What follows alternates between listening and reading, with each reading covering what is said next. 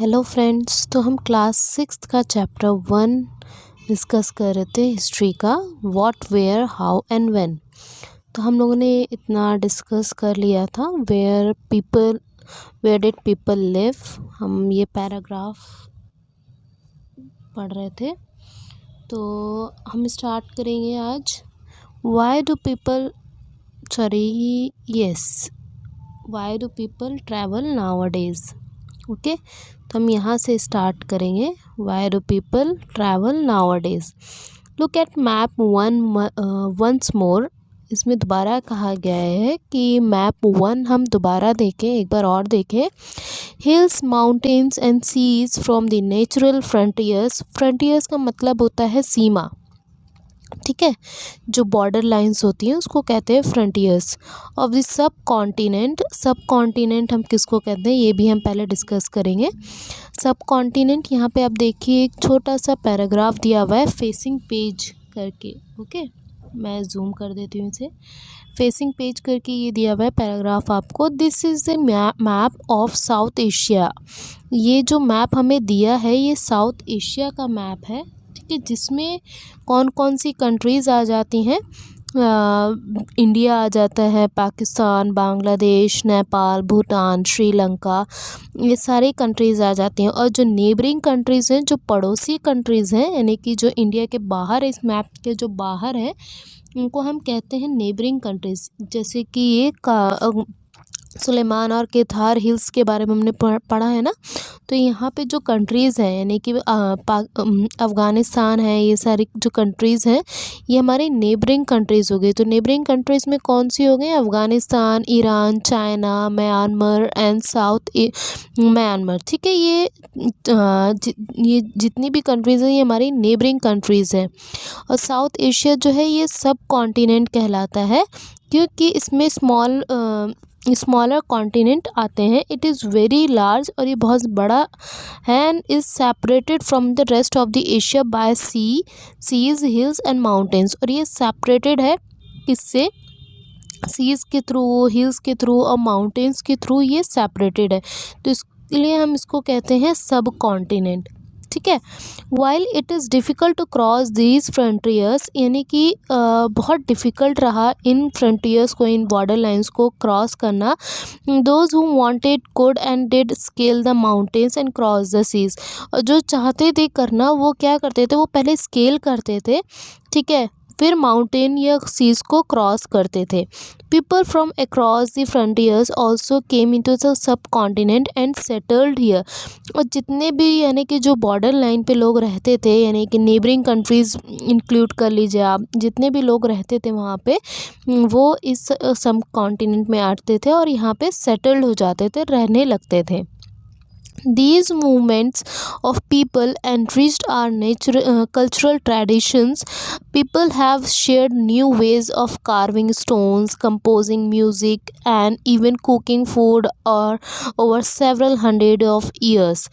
ठीक है, यानी कि जो मूवमेंट रहा लोगों का इधर से उधर मूव करना, ठीक है, एक जगह से दूसरी जगह सेटल करना, तो वो क्या था? वो उनके कल्चर्स को एनरिच्ड करना था, उनका कल्चर बढ़ रहा था। और जो न्यू वेज थे, ठीक है, नए नए आइडियाज़ शेयर हो रहे थे कि किस तरीके से स्टोन कार्विंग करें, म्यूज़िक कंपोज करें, इवन कैसे खाना बनाएं, ठीक है। ये सब हज़ारों साल पहले की बात है। Name of the land. अब नेम ऑफ द लैंड किस तरीके से हुआ? 2 of the words we often use of our country are India and Bharat. अब अगर हम इंडिया की बात करते हैं तो इंडिया का हम 2 ही वर्ड यूज़ करते हैं, एक इंडिया, एक भारत। ओके, तो ये 2 वर्ड यूज़ किया जाता है। The word India comes from the Indus called Sindhu in Sanskrit. यानी कि जो वर्ड इंडिया है वो कहाँ से आया है? वो इंडस से आया है, जो कि सिंधु कहा जाता है संस्कृत में, ठीक है। संस्कृत भाषा में अगर हम देखें तो वो सिंधु कहलाता है। Find Iran and Greece in your atlas. आप एटलस में चेक करिए ईरान और ग्रीस को। The Iranians and Greece who came through the north west about 2500 years ago and were familiar with the Indus called the Hindus और the Indus. and the land to the east of the river called India. That means जो Iranians थे और जो Greece थे जो कि north west से आए थे, नॉर्थ वेस्ट के ज़रिए आए थे, कब 2500 ईयर्स पहले की बात कर रहे हैं। और ये बहुत ज़्यादा फैमिलियर थे किससे, इंडस से, जो कि हिंदूस कहलाते थे और इंडस कहलाते थे। ये किसका लैंड था, and the land of the east of the river, ये जो ईस्ट में जो रिवर है हमारे इंडस, वो उसकी लैंड थी जिसको हम इंडिया कहते हैं। द नेम भारता was use for a group of people who lived in the northwest and who are mentioned in the Rig Veda. The earliest composition in Sanskrit dated to about 3500 years ago. Later it was used for the country. जो भारता name है, ठीक है, यानी कि भारत जो name है ये लोगों के ग्रुप को यूज़ करके बनाया गया है जो कि नॉर्थ वेस्ट में रहते थे। और इसको जो मेंशन किया गया वो ऋग वेदा में मेंशन किया गया, संस्कृत में कंपोज किया गया था 35 ईयर्स अगो, यानी कि 35 ईयर्स पहले। और ये फिर यूज़ करने लगे कंट्री में भी, ठीक है। तो हमने जाना कि कैसे इंडिया और भारत जो है वो वर्ड यूज़ किया गया, कैसे ये नाम बने। अब हम देखते हैं find out about the past के बारे में हम कैसे जानेंगे। There are several ways to find out about the past. ये बहुत सारे तरीके हैं पास्ट को जानने के लिए। One is to search for and read books that were written long ago. एक तरीका ये है कि हम उसके लिए सर्च करें या बुक्स वगैरह रीड करें जो बहुत पहले लिखी गई हो, दैट इज़ कॉल्ड मैन्यूस्क्रिप्ट, जिसको हम कहते हैं मैन्यूस्क्रिप्ट, ठीक है। Because they were written by hand, क्योंकि वो हाथ से लिखी गई हैं। This comes from the Latin word manu. ये कहाँ से आया है, ये लैटिन वर्ड से आया है मेन्यू, दैट मीन्स हैंड, जिसका मतलब है हाथ, ठीक है। हैंड मीनिंग निकल के आता है मेन्यू का। They were usually written on palm leaves or on a specially prepared bark of a tree called as a birch which grows in the Himalayas। यानी कि ये यूजुअली किस पे लिखी जाती थी, ये पाम लीव्स जो होती हैं उस पे लिखा जाता था। और स्पेशली ये जो बार्क होते थे ट्रीज़ के, जिसको बिर्च कहा जाता है, जो हिमालयाज़ में ग्रो होते हैं, उस पे ये प्रिपेयर्ड होता था। जैसे कि आपको पेपर दिख रहा है, ठीक है, इस तरीके से। नेक्स्ट है over the years many manuscripts were eaten away by insects, some were destroyed but many have survived, often preserved in temples and monasteries. यानी कि जो बहुत साल पहले क्या होता था, बहुत सारी मैन्यूस्क्रिप्ट्स लिखी गई, लेकिन वो जो है वो इंसेक्ट्स के ज़रिए इंसेक्ट्स ने उसको डिस्ट्रॉय कर दिया, दैट मीन्स इंसेक्ट्स उनको खा गई, ठीक है। और कुछ डिस्ट्रॉय हो गए और बहुत सारे जो हैं वो सर्वाइव्ड हैं, लेकिन कहाँ पे, प्रिजर्व कर दिया गया उनको टेम्पल्स वगैरह में, मोनास्ट्रीज़ में, ठीक है। These books dealt with all kinds of subjects, religious beliefs and practices, the lives of kings, medicines and science। यानी कि ये जो बुक्स हैं इन बुक्स में हर तरीके के सब्जेक्ट्स होते थे, यानी कि हर काइंड्स के सब्जेक्ट्स होते थे, जैसे कि रिलीजियस बिलीव्स एंड प्रैक्टिसेस, जो उस टाइम पे जो रिलीजन चल रहा था, जो बिलीव्स वो करते थे, जो प्रैक्टिस वो करते थे, ठीक है। जैसे कि जो वो पूजा अपनाते थे या जो भी वो प्रैक्टिस करते थे, वो सारी चीज़ें उन सब के बारे में उसमें मेंशन होता था। और जो जिस तरीके से किंग्स रहते थे उनके बारे में मेंशन था। मेडिसिन्स के बारे में कि जो पहले लोग क्या क्या मेडिसिन्स यूज़ करते थे, किस बीमारी के लिए, किस डिजीज़ के लिए वो मेडिसिन यूज़ करते थे, साइंस वगैरह के बारे में इन बुक्स में मेंशन था। Besides there were epics, poems, plays, यानी कि इनके बावजूद भी क्या क्या हैं, एपिक्स भी हैं, पोएम्स भी हैं, प्लेज भी हैं, नाटक वगैरह भी हैं। Many of these were written in Sanskrit, others were in Prakrit language used by ordinary people and Tamil. यानी कि बहुत सारी जो ये सारी चीज़ें जो लिखी गई हैं वो संस्कृत में लिखी गई हैं, और कुछ जो है वो प्राकृत में लिखी गई हैं। जो ऑर्डिनरी पीपल जो लैंग्वेज यूज़ करते थे वो कहलाती है प्राकृत, ठीक है। ठीक है, और Tamil. We can also study inscriptions in these are written on relatively hard surfaces such as stone or metals.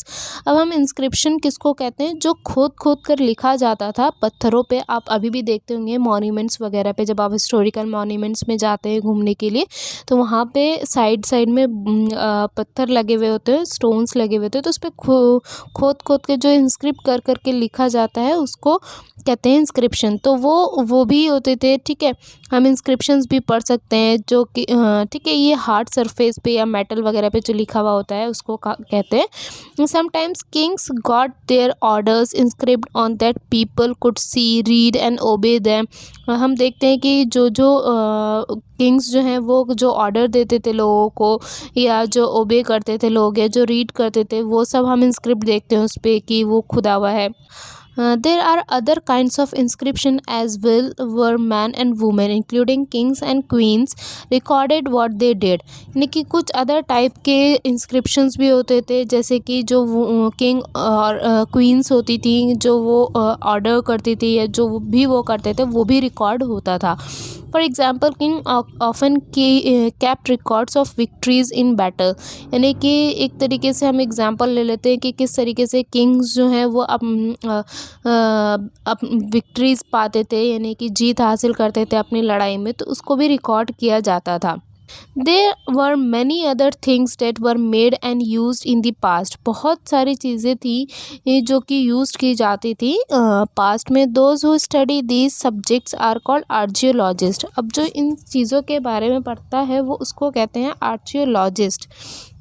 The study the remains of studying of buildings made of stone and bricks, paintings and sculptures. They also explore the excavated dig under the surface of the earth to find tools, weapons, pots, pans, ornaments and coins.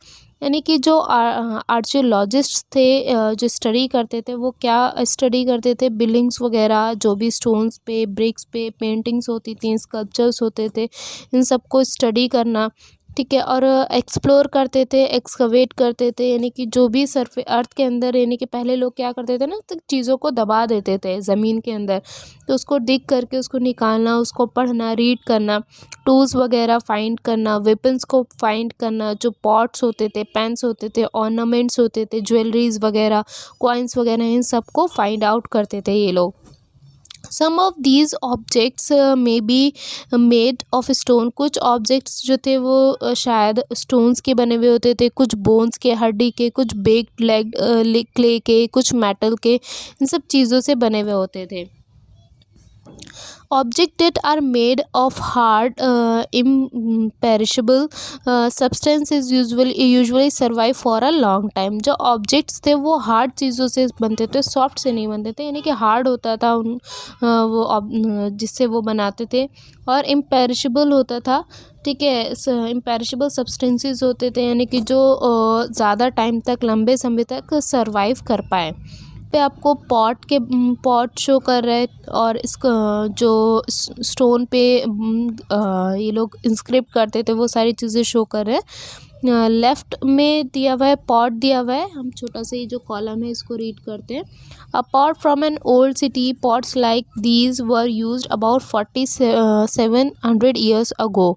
यानी कि ये जो pot है ये बहुत old city से है, और ये यूज़ करते थे 47 ईयर्स अगो, यानी कि इतने साल पहले यूज़ करते थे. और राइट में जो है ये सिल्वर कॉइन है, this side this is silver coin.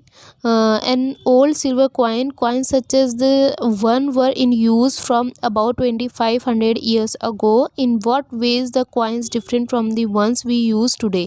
यानी कि पहले जो यूज़ करते थे कॉइन्स वो इस तरीके से यूज़ करते थे.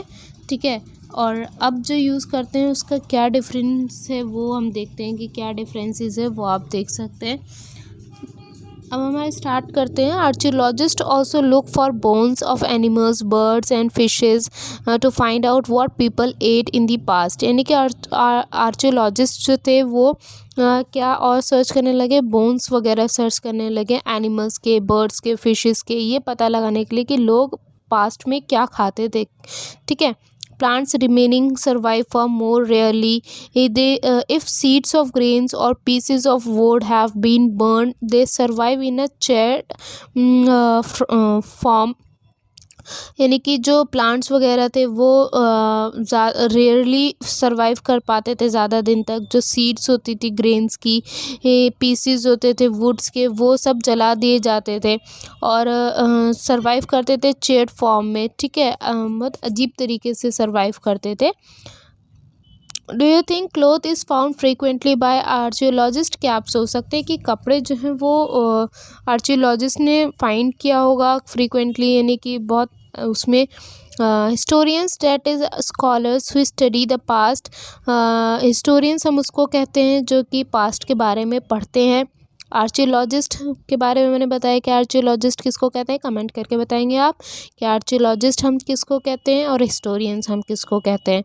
Often use the word source to refer to the information found from manuscripts, inscriptions and archaeology।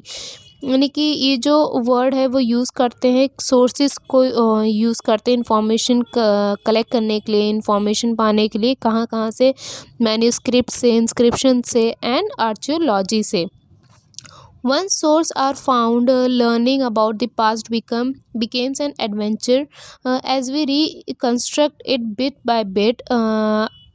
So historians and archaeologists are like detectives who use all these sources like clues to find out about our past।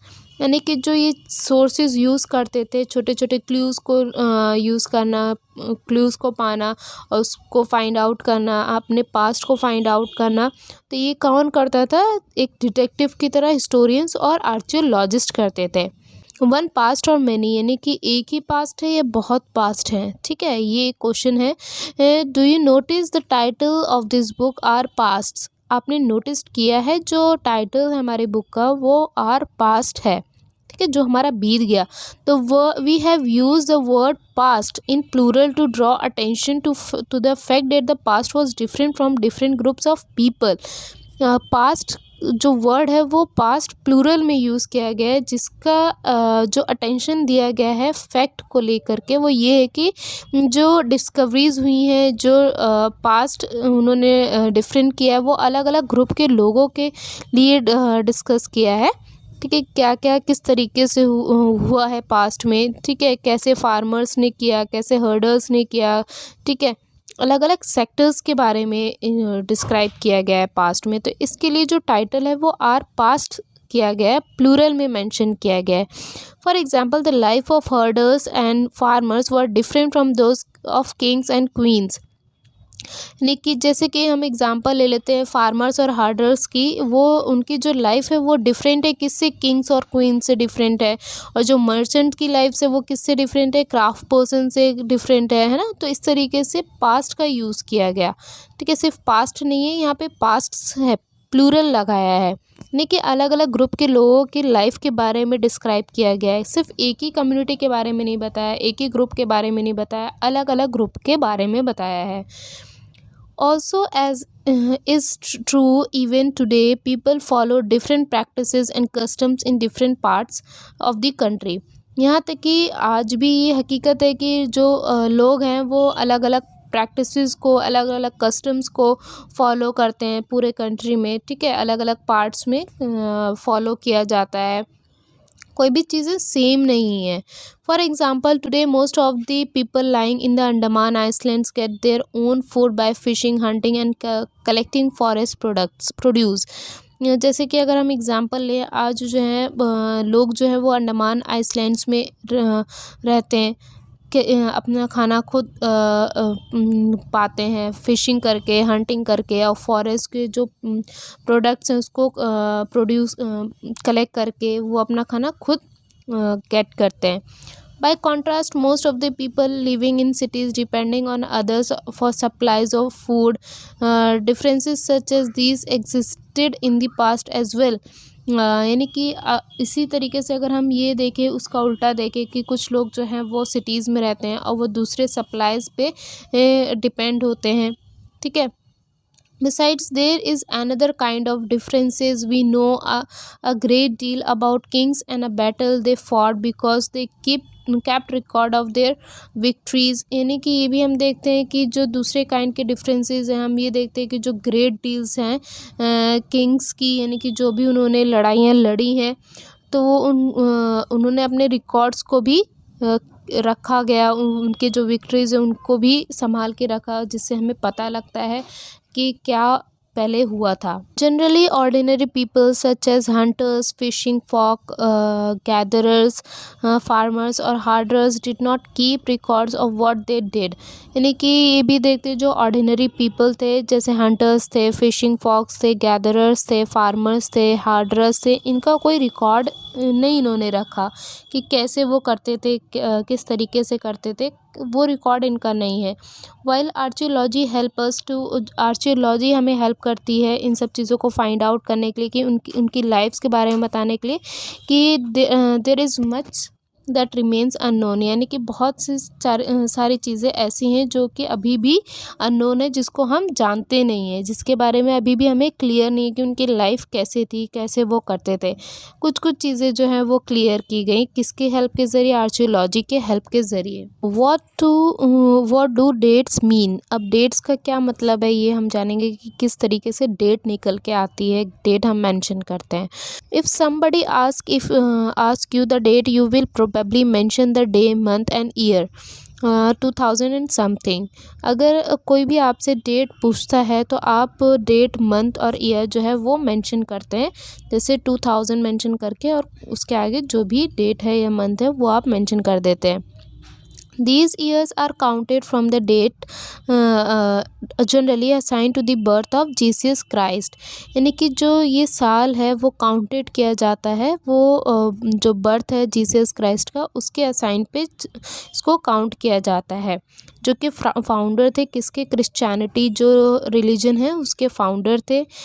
और जो 2000 है, इस 2000 का मतलब है कि 2000 years after the birth of Christ, यानी कि क्राइस्ट के बर्थ के बाद, ठीक है।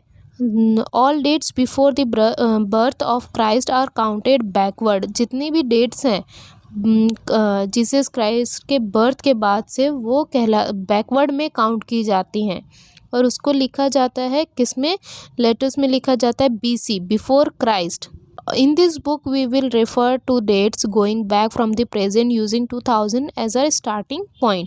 अब आप हिस्ट्री की बुक में देखेंगे कि वो इसी को ही रेफ़र करके आगे आपको बताएंगे कि कब कौन सी चीज़ कैसे हुई, किस टाइम पे हुई, तो वो यही डेट्स रेफ़र करेंगे। BC और AD में बात की जाती है। लेटर विद डेट्स, देखिए ये भी एक इम्पॉर्टेंट है कि आप BC AD कैसे, BCE कैसे हम मेंशन करते हैं। BC we have seen stands for before Christ. You will sometimes find AD before dates, यानी कि डेट्स से पहले। This stands for Latin words anno domini. ये लैटिन वर्ड से है, एनो डोमिनी से है, जिसका मतलब है in the year of lord, lord के ईयर में, date is Jesus Christ. So 2012 can also be written as AD 2012। जो 2012 है उसको भी किस तरीके से मेंशन करते हैं? AD, आफ्टर डेथ, ठीक है। Sometimes CE is use instead of AD and BCE instead of BC। कभी कभी CE यूज कर देते हैं किसकी जगह? AD की जगह, और BCE BC की जगह यूज़ कर देते हैं। The letter CE stands for common era. जो CE है उसका जो फुल फॉर्म है वो कॉमन एरा है, ओके। और BCE for before common era. BCE का मतलब होता है यानी कि बिफोर, बाद में, यानी कि पहले, कॉमन एरा के पहले।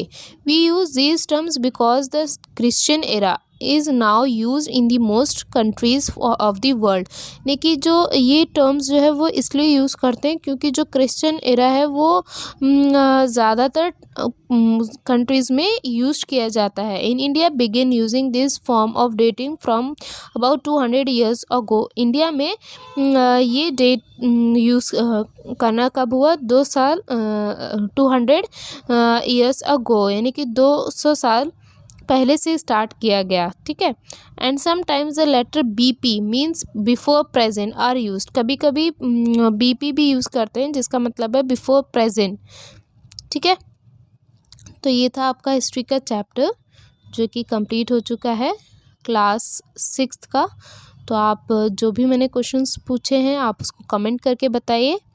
आप मुझे फुल फॉर्म बताइए, बीसी का, सीई का, एडी का। आप मुझे बताइए कि मैंने आपको क्या बताया। तो आप मुझे कमेंट करके बताएंगे। Thank you.